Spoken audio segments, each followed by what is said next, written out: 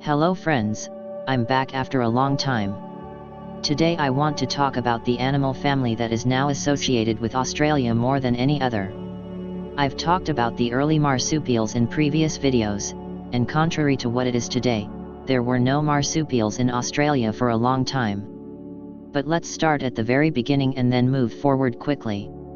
Sometime around 160 million years ago, placental and marsupial lineages split.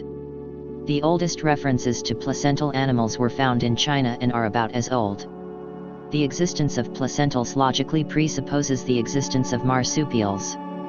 The oldest known marsupial, Australidelphia, like its placental cousin Eomea, lived in China 125 million years ago. Of course, this does not mean that these animals could only have existed in China. In China the conditions for fossil formation were just better than elsewhere. In any case, these two groups of mammals originated in Eurasia. The so-called crown group of marsupials separated from the other marsupials about 85 million years ago. I've covered these in a previous video, so I'll leave them out here. Today's marsupials are summarized in the clade Marsupialia. This is divided into two groups, the Australidelphia living on the American continent and the Australidelphia occurring mainly in Australia. But it turns out that the Australidelphia are not a monophyletic group but are defined by the exclusion of the Australidelphia. The group that leads to today's possums arose 80 million years ago. The shrew opossum emerged a little later, but according to genetic studies they are more closely related to the Australidelphia than to the possums. To confuse matters further, Australidelphia still exists on the South American continent. The South American species are classified among the Microbiotheria, the Australian ones among the Eometatheria. There are a number of fossil and living representatives of the Microbiotheria. The Monito del Monte lives in the dense southern Andean forests of Chile and Argentina. These mouse-like creatures are the last living relatives of the Australian marsupials in America. The woodburn odin is also notable, particularly as it marks the route by which the Eometatheria arguably reached Australia. It was found on Seymour Island in the north of the Antarctic Peninsula. In addition to woodburn odin, however, representatives of extinct groups of marsupials and placental animals were also found. I also deepened this topic in the video about the frogs of Antarctica. A land bridge existed in the early Eocene that enabled the long trek to Australia for various mammals, amphibians, and ratites. Unfortunately, there are only isolated indications and so far no representative of the Eometatheria has been discovered outside of Australia. Eventually, however, with the onset of the Eocene, they finally appear on the Australian continent.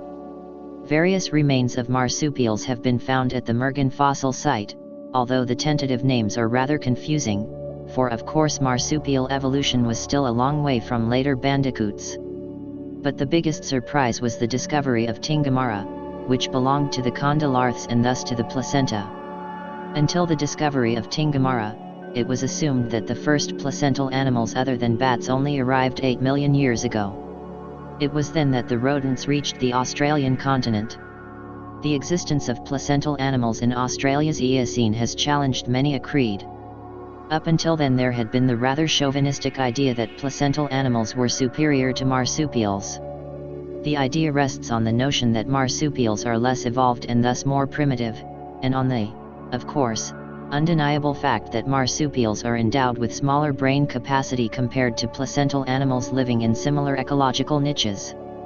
An explanation was needed quickly, and the most commonly traded today is that being able to have an early termination of pregnancy was energetically beneficial in the harsh Australian environment. But of course the climate was very different back then. Australia was further south, but the Eocene Ocean with its global currents ensured a warm climate. The geographical shape does the rest.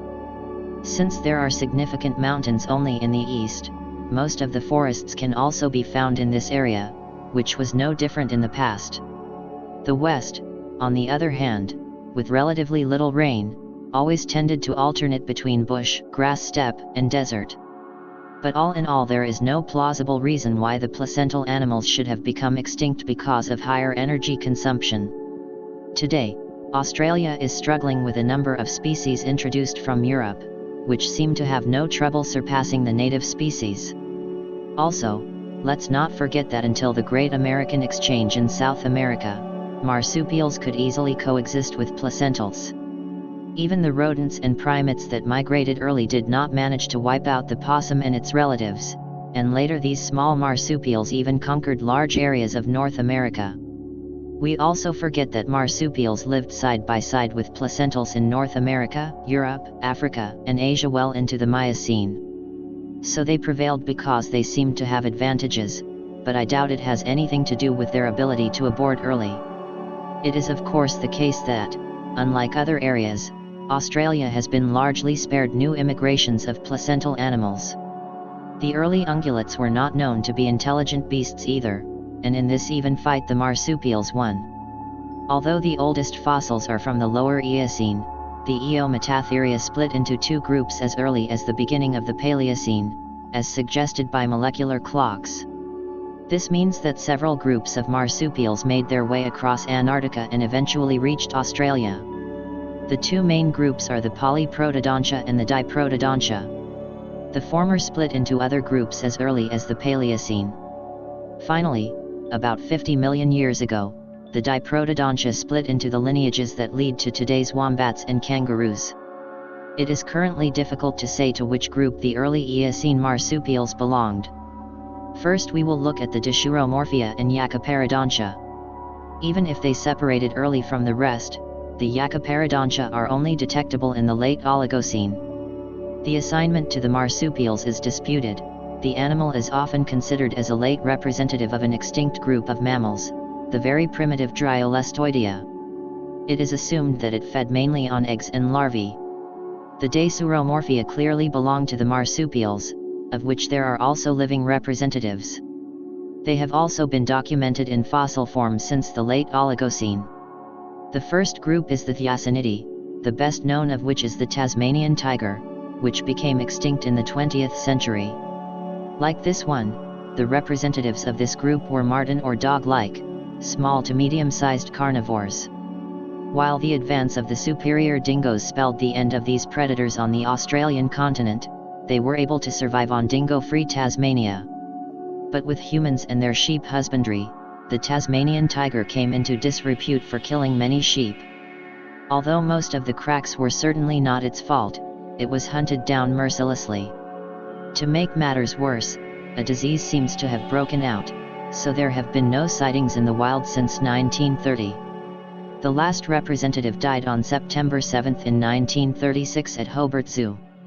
Since then, however, there have been repeated rumors of sightings, but until now no cryptozoologist has been able to provide proof. The next group, the Myrmecobeidae, is represented by a single species, the mustelid numbat. Although a predatory marsupial, its diet consists mainly of termites. Unfortunately, this species is also severely threatened, especially by the red foxes introduced by humans.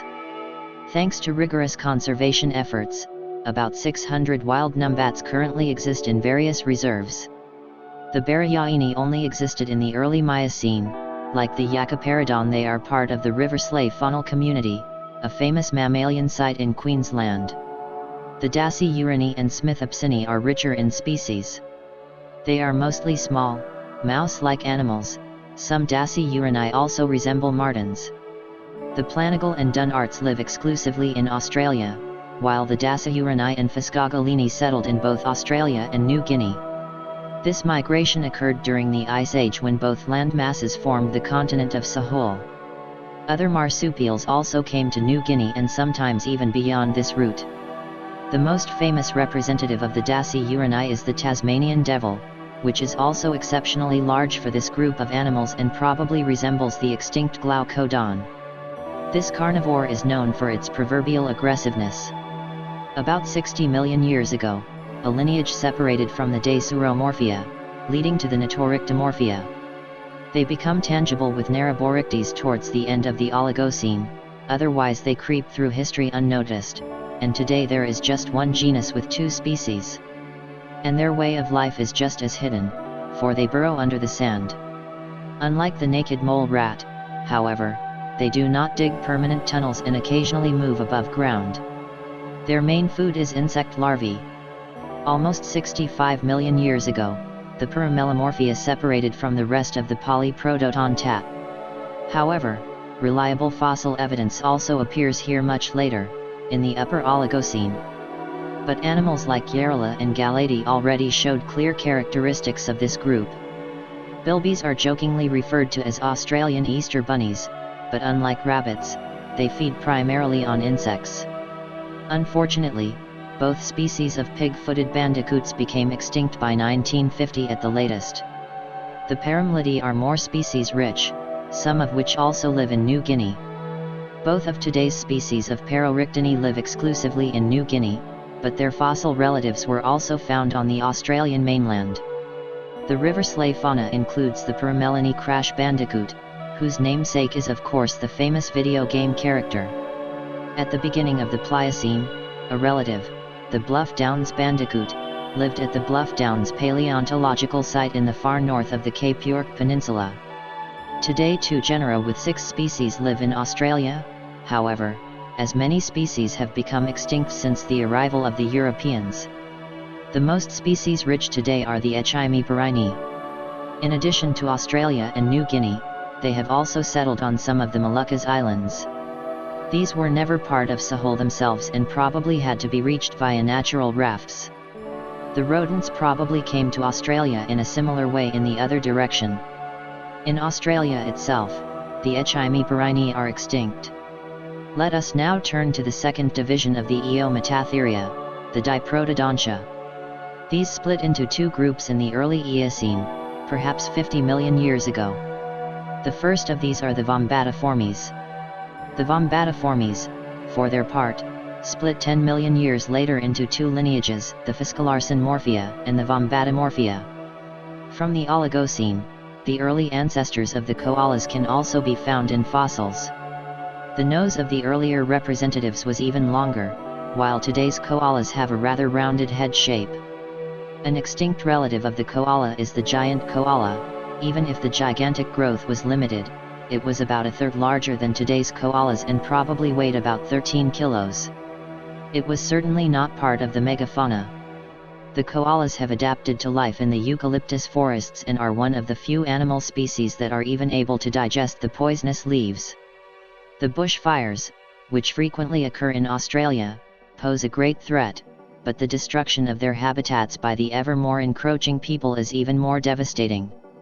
In a surprising contrast to the whimsical koala, its closest relatives are the marsupial lions, which included Australia's largest marsupial predators. Next to the giant monitor Megalonia, Thylacoleo was the top predator of his time. On average they were 1.5 meters long, but some specimens may have reached a weight of 150 kilograms. The Thylacoleo died out 45,000 years ago, so there must have been encounters with the first humans. They became extinct along with the rest of Australia's megafauna, although it is not clear if this is related to the appearance of humans. With their carnivorous diet, the marsupial lions are the exception among the diprotodonts. The next groups are again all herbivores. Of the many groups that are mostly recorded for the first time in the Oligocene, only the Vombatidae survived. Some representatives reached considerable sizes, so Phos colonus, which weighed 200 kilograms. Due to its stocky physique, however, it was not a very large animal and reached about the size of a medium-sized pig.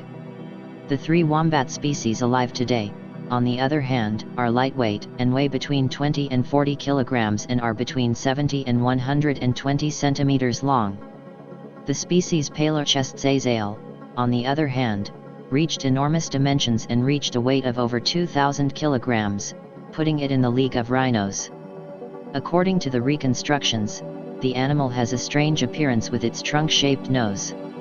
It too belonged to the megafauna that became extinct 50,000 years ago. Speaking of megafauna, no group represents them as prominently as the Diprotodontidae. Like the rest of the wombats, they appear in the Oligocene, and both groups became extinct about 44,000 years ago. They reached the size of rhinos. Already in the Miocene there were giants such as Pyramios with a length of 2.5 meters and a body weight of around 700 kilograms. Euryzygoma reached a weight of at least 500 kilograms. Apparently he looked like an oversized wombat. Even bigger was the Diprotodon, which was a giant with a weight of almost 3 tons and a length of 3 meters with a shoulder height of 2 meters. A true giant is said to have been the Cucaeodonta, which belongs to the Zygomaturinae and is said to have reached the size of an elephant. Despite their great history, only 4 species of Wombatiformes have survived to this day. More fortunate in this regard were the Phalangirida, the last group of Australian marsupials. About 50 million years ago, the group split into 2 branches. The Petauroidea are known less from fossils than from modern representatives. About 10 million years later they split into the Acrobatidae and the Tarsipididae. The Acrobatidae have distinctive feathered tails and have gliding membranes between their legs. The Tarsipididae are divided into 3 groups. Tars ipes is a mouse-like animal, but the Petauroideae are much better known, especially because they have gained great popularity as pets in the form of the sugar glider in recent years. In nature they live in the forest and use their gliding membranes to glide over long distances to other trees.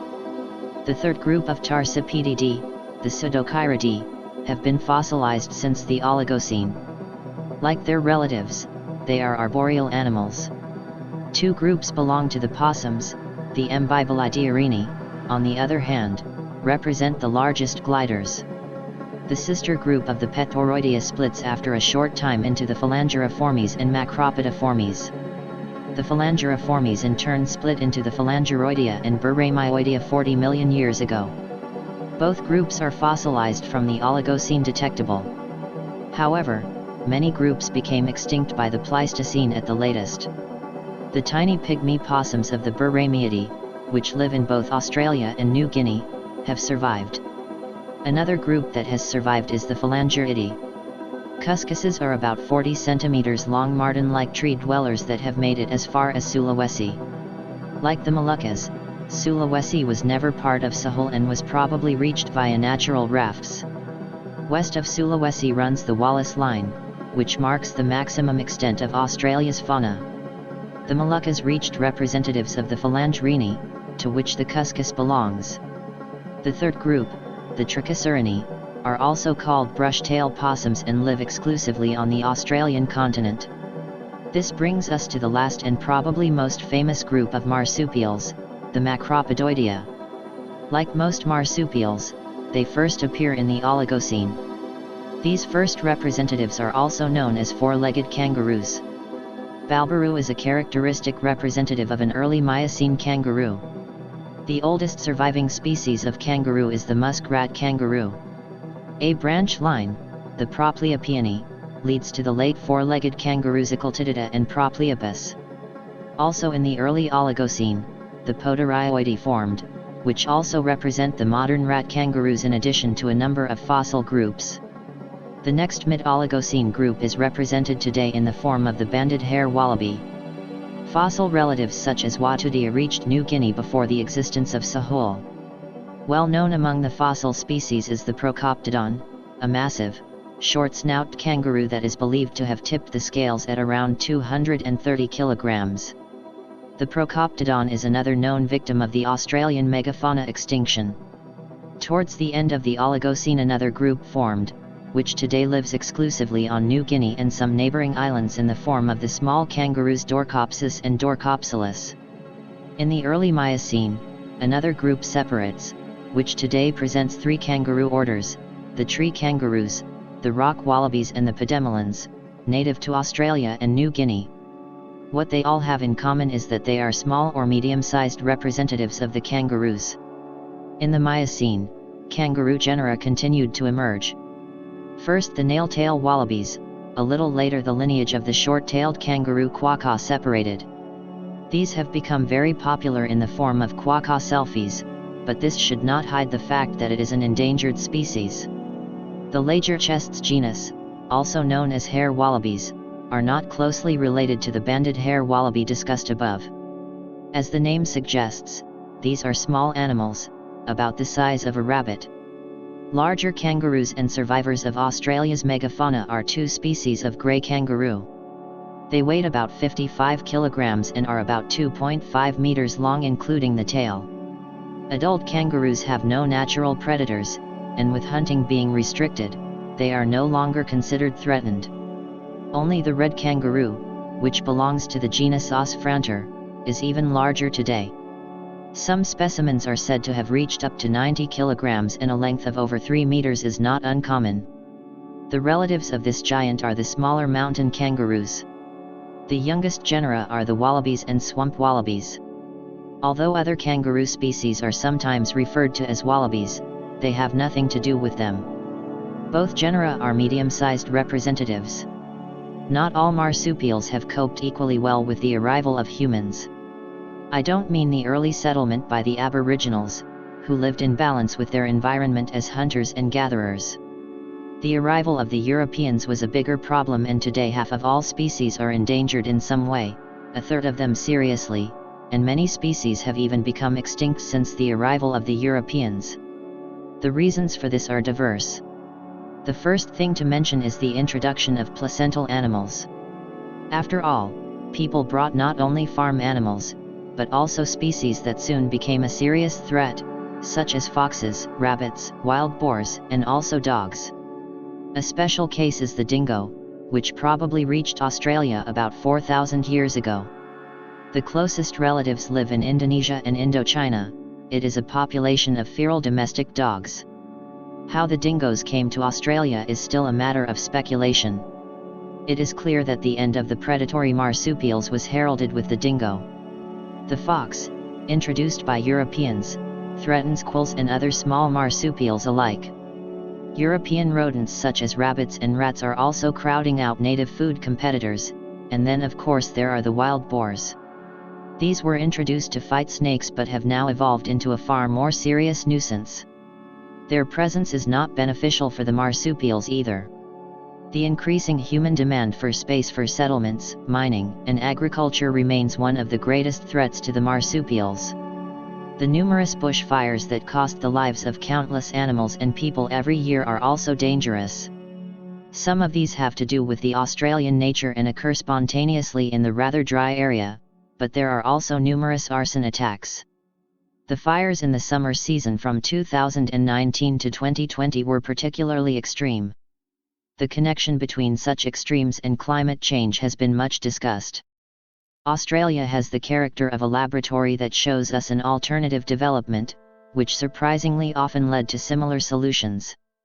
There is a marsupial analogy for virtually every placental life form.